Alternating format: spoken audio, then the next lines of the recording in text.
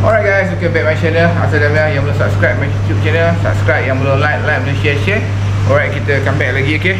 So yang belum follow tu follow lah. So jangan lupa tak follow.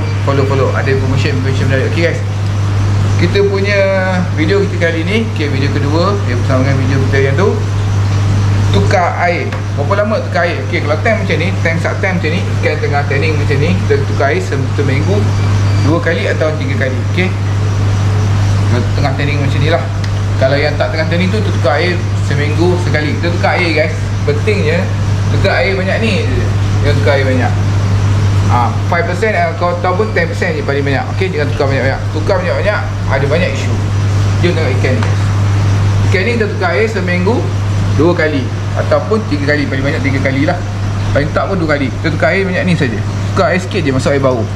Okay, untuk tukar air tank macam ni. Kalau tank yang besar ni, macam PCC ni yang besar ni, macam ni kalau tank macam ni guys, yang besar macam ni, kita tukar air sebulan sekali. Ni sebulan sekali. Dia pakai sub tank.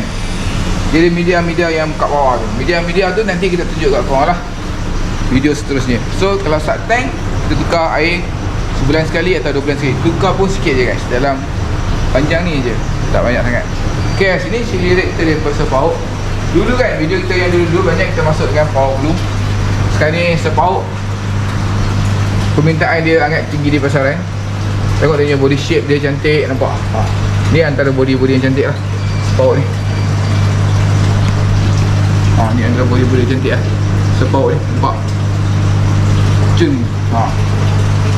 Nampak? Ni yang kecil ni yang kecil, 7 inci. So yang ni,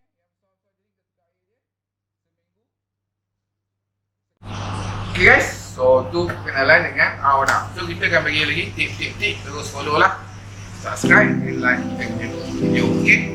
Jumpa lagi guys. Assalamualaikum warahmatullahi wabarakatuh.